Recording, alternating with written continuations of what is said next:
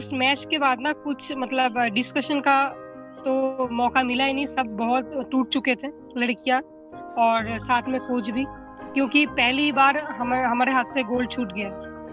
तो क्या मतलब बताए इंडिया में जी, इतने जाके। और सालों की हिस्ट्री में पहली हाँ, बार ऐसा।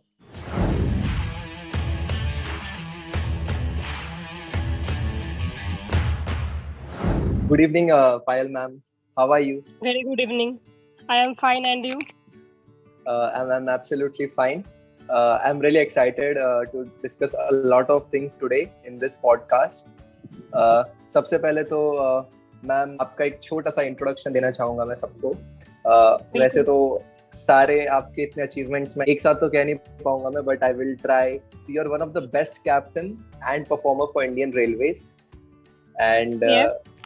gold in beach Asian Games 2014 and 2016, gold in Asian Championship 2017, yes. silver in 2018 Asian Games as a captain, and yes. gold in South Asian Games 2016 and 2019.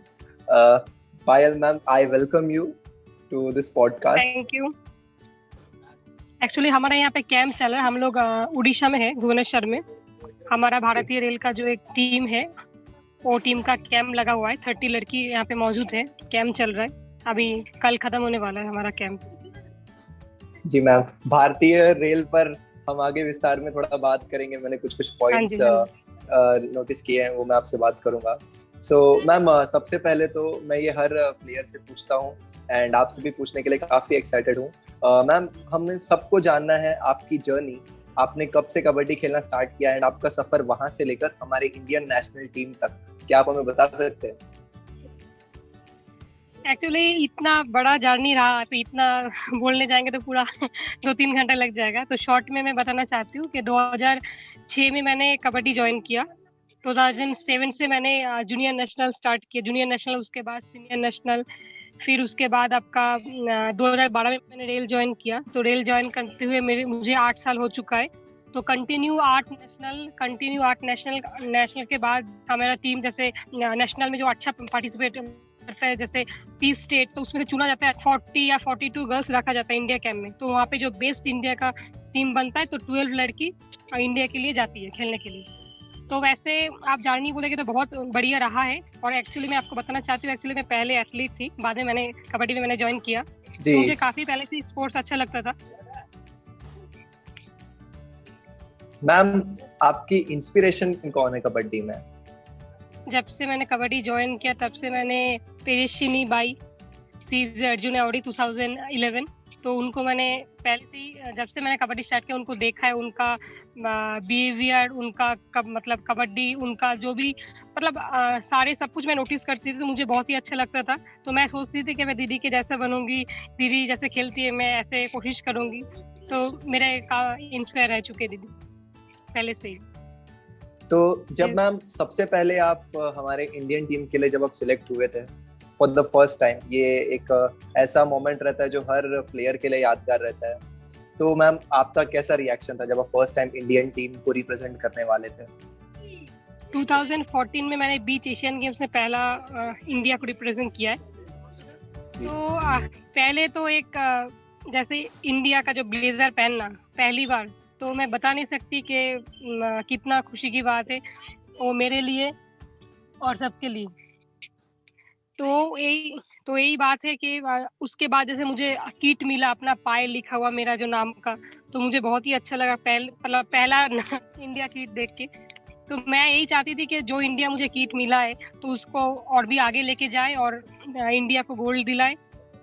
इतना ही बस था मेरे लिए। जी बिल्कुल बिल्कुल, और उसके बाद rest of all is history. आज तक हम देखते आ रहे हैं, आगे भी हम यही देखते रहेंगे। मैम, मैं आपसे ये पूछना चाहूंगा कि इंटरनेशनल फेज में हम जो हमारी टीम ने डोमिनेंस एक क्रिएट किया है इंडियन टीम में, चाहे वो मेंस टीम हो या वुमेन्स टीम हो, इतनी स्ट्रॉन्ग एंड हर बार हम एक गोल्ड एक्सपेक्ट करते ही हैं, चाहे वो किसी भी चैंपियनशिप का क्यों ना हो। तो मैम, ये डोमिनेंस का एक एग्जैक्ट रीजन क्या है? किस तरीके से ये हो गया? क्या इसके पीछे कोई जादू है? क्या लगता है आपको? देखिए एक्चुअली पहले जैसे आपका कबड्डी स्टार्ट हुआ है, मोस्ट आप इंडिया से कबड्डी सबके मतलब दूसरा कंट्री में छाया गया है। पहले तो इंडिया का खेल है, हमारा भारत का खेल है, इंडिया का खेल है। और मैक्सिमम जैसे आप बोल सकते हैं हमारे चाचे ताऊ और जो भी पापा मतलब जिनका भी रह चुके जितना मतलब एज में, तो सारे मतलब बहुत पुराने से मतलब कबड्डी चला हुआ है। और काफी आप बोल सकते हैं 1992 में एशियन गेम्स का गोल्ड आया था पहली बार मेंस में।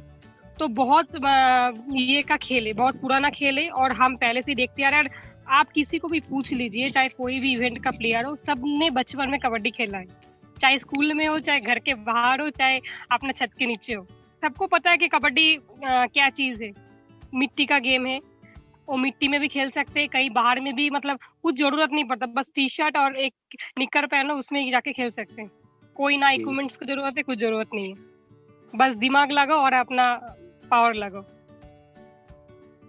तो मैम, इंटरनेशनल फेज में हमारा जो इतना डोमिनेंस है, इतनी स्ट्रॉन्ग टीम हमारी साबित होती है पूरे वर्ल्ड में, तो मैम जब आप इंडियन टीम से खेलने जाते हैं तो कभी आपको थोड़ा डर लगा है मन में कि मेरी टीम इतनी टॉप मोस्ट टीम है, तो मुझे मौका दिया है तो मुझे कोई गलती नहीं करनी चाहिए, या कोई प्रेशर बिल्डअप रहता है क्योंकि ऑलरेडी हम हर फेज में गोल्ड जीतते हैं, सो हर साल की तरह पूरी वर्ल्ड वापस से वही चीज एक्सपेक्ट करती है कि इतिहास वापस से दोहराया जाना चाहिए, तो इस बात को लेकर कभी प्रेशर आता है मन में? देखिए पहले इंडिया जर्सी पहन के अगर मैच में चले जाए तो एकदम से लगता है कि इंडिया की तरफ से खेलने जा रहा है और कुछ भी जो भी हो इंडिया को जिताना है और हमें एक एक को वो मतलब उठाना है, वही चीज जो जिसका काम जैसा हो तो वही निभाता है अपना इंडिया का किट पहन के। तो ये थोड़ा सा एक प्रेशर क्रिएट भी रहता है कि इंडिया की तरफ से खेलने जा रहे हैं और कुछ हासिल करके आना है, तो इसको मतलब बहुत एक थोड़ा सा प्रेशर रहता है अंदर में। तो मैम जब आप इंडिया के लिए मेडल लाते हो तब उस मैच के टाइम पे आपके माइंड में क्या चल रहा रहता है, एंड उस मैच के पहले की मेंटालिटी क्या रहती है? जब इंडिया के लिए हम लोग मेडल लाने के लिए जाते हैं तो हम लोग सारे इकट्ठे एक सोचते हैं कि एक ही टीम से जा रहे हैं, कोई मतलब कोई हरियाणा का नहीं, कोई कोलकाता का नहीं, कोई बिहार का नहीं, सारे सोचते हैं कि इंडिया टीम है और एक ही साथ हम लोग बैठते, एक ही साथ उठते हैं और एक जो टीम का जो यूनिटी है हम लोग वही रखते हैं कि एक टीम मतलब एक जैसे इंडिया जाए ना तो सबको लगे कि एक इंडिया टीम आ रही है। एक साथ जाना, एक साथ आना, एक डिसिप्लिन मेंटेन करना, कोचों को बात सुनना। और जब मेडल हमें चाहिए होता है तो उसके पहले जो टीम हम लोग का मैच देखते हैं जो ग्रुप में रहता है तो उसके हिसाब से हम लोग प्लानिंग बनाते हैं कि कौन सा टीम के साथ हमें क्या क्या खेलना चाहिए और कौन सा मतलब लड़की का कैसा रेड है, कौन सा लड़की कैसे डिफेंस करते हैं, तो उसी हिसाब से प्लानिंग हम लोग पहले ही बनाते हैं। और जब हमें मौका मिलता है मैच देखने का तो बीच बीच में भी हम लोग प्लानिंग बनाते रहते हैं, तो वही हम लोग थोड़ा जब आगे मैच रहता है उसमें हम लोग लागू कर देते हैं। तो मैम हम वो एक मोमेंट फिर से याद करना चाहेंगे, 2018 एशियन गेम्स। yes. उस टाइम भारत ने सिल्वर लाया था, हमारे विमेन्स कबड्डी टीम ने गोल्ड के काफी करीब आकर तो एंड उस टाइम मैम आप कैप्टनशिप भी आपके हाथ में थी, सो उस मैच के बाद मैम आपका क्या रिएक्शन था, टीम का क्या रिएक्शन था, क्या डिस्कशन हुआ एग्जैक्टली? उस मैच के बाद ना कुछ मतलब डिस्कशन का तो मौका मिला ही नहीं, सब बहुत टूट चुके थे लड़कियां और साथ में कोच भी, क्योंकि पहली बार हमारे हाथ से गोल्ड छूट गया। तो क्या मतलब बताए इंडिया में सालों की हिस्ट्री में पहली बार ऐसा, क्या बताए इंडिया में जाके सबको क्या जवाब दिया अपना घर वाले को, अपने जो भी कोचेस वगैरह इंडिया में जो भी है फेडरेशन को। तो बहुत ही मतलब हम लोग को मतलब एक एक को हम लोग कोई ब्लेम नहीं कर रहे थे, हम लोग यही बोल रहे थे कि हमारे किस्मत में शायद नहीं था, हम लोग नेक्स्ट टाइम और भी अच्छे से प्रैक्टिस करके आएंगे और गोल्ड लेके जाएंगे नेक्स्ट टाइम।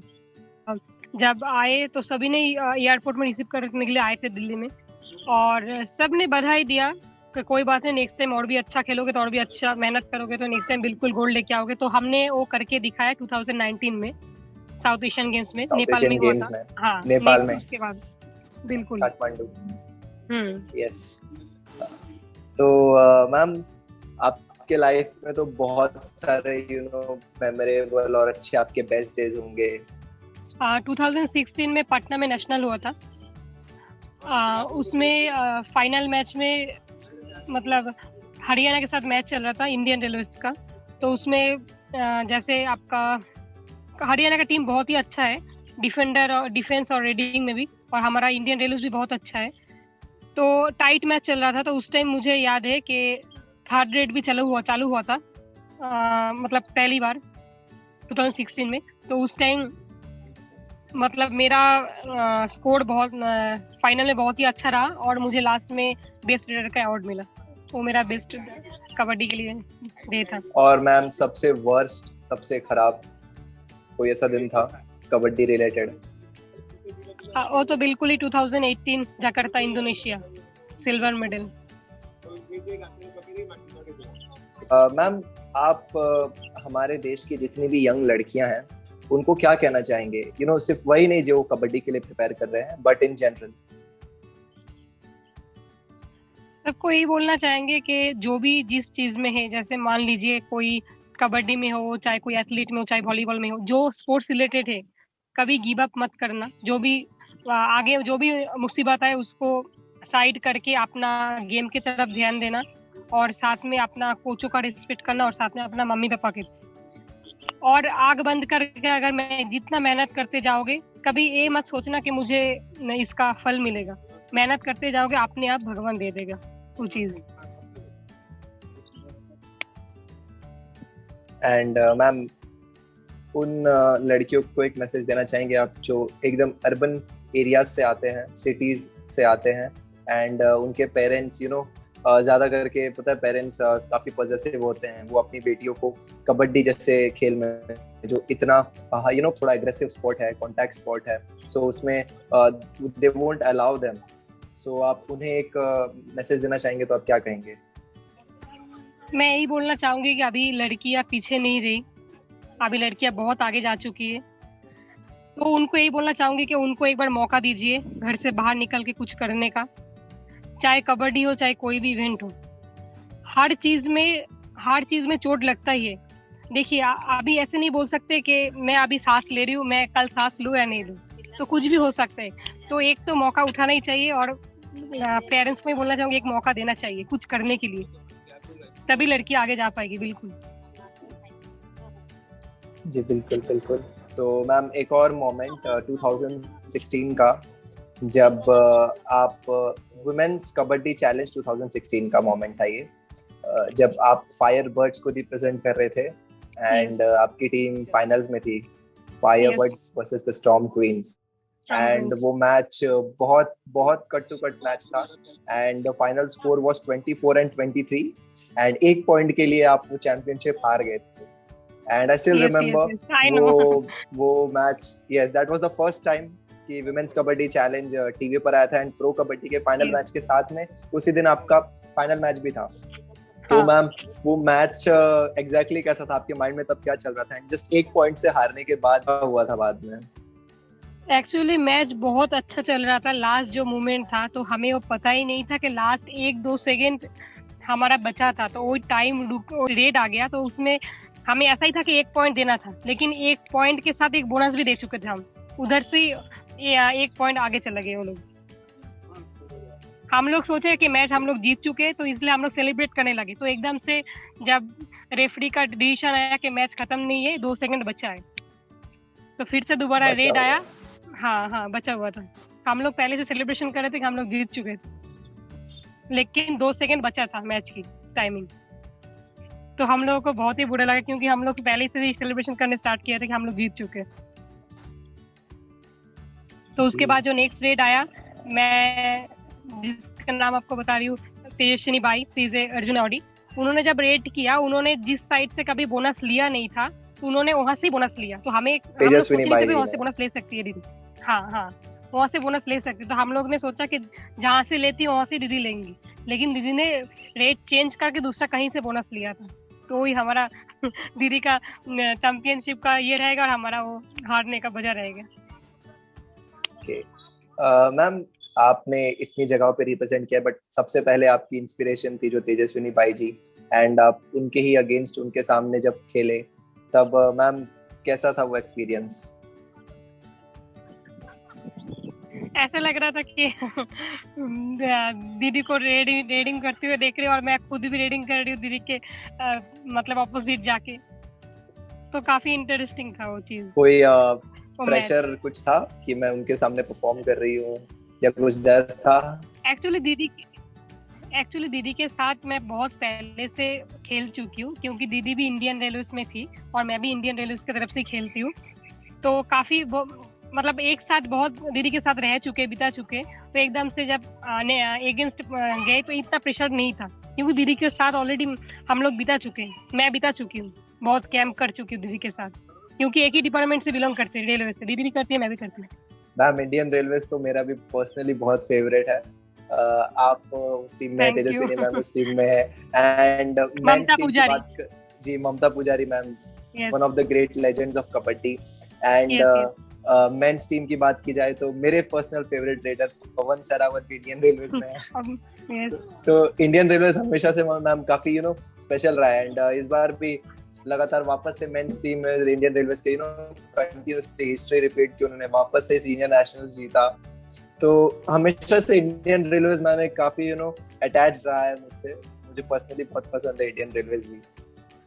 क्यों मैम प्रो कबड्डी में आपके फेवरेट रेडर, अगर मैं कहूँ सिर्फ एक फेवरेट रेडर एंड एक फेवरेट डिफेंडर आपको अगर बताना हो, तो आप किसका नाम लेंगे? मेरा एक नहीं है रेडर, दो है फेवरेट, एक पवन सरावत है, एक नवीन कुमार गोयल। नवीन। एंड डिफेंडर एक लेफ्ट कर्नर ईरान की फजलत अली। बस। ओके अच्छा मैम, एक छोटा सा गेम खेलेंगे हम, वर्ड गेम। मैं आपको एक शब्द बोलूंगा एंड वो शब्द सुनकर हमारे भारतीय मेंस टीम में से आपको जिसका भी लगे कि ये शब्द से वो रिलेट होते हैं, सो आप उनका नाम लेना। ओके तो मैं अगर सबसे पहले बोलूं फास्ट, फजलत चली। मैम इंडियन टीम से आपको बोलना है, इंडियन टीम से अगर बोलो तो बिल्कुल पवन सरावत ऑब्वियसली। एंड अगर मैं कहूँ स्ट्रेंथ, ताकत, मनिंदर सिंह, बंगाल वॉरियर्स के रेडर कैप्टन। यस। ओके और अगर मैं कहूँ डेंजरस, घातक, मंजीत चिल्लर। जी बिल्कुल। और अगर मैं कहूँ लास्ट अगर मैं कहूँ रिलैक्स्ड, एकदम शांत, प्रदीप नरवाल। जी बिल्कुल। ओके बहुत अच्छे से आपने आंसर किया ma'am, thank you so much. सबसे पहले तो मैम थैंक्स अलॉट, आपने टाइम निकाला हमारे इस पॉडकास्ट के लिए, thank you so much for joining, and आशा करता हूँ मैम, एंड सबसे पहले तो ma'am congratulations for all of your achievements, and आप आगे भी हमारे देश का नाम और ऊंचा करते रहिए टीम में रहकर, और आप सब लोगों का आशीर्वाद आगे रहेगा तो बिल्कुल आगे तक जाऊंगी।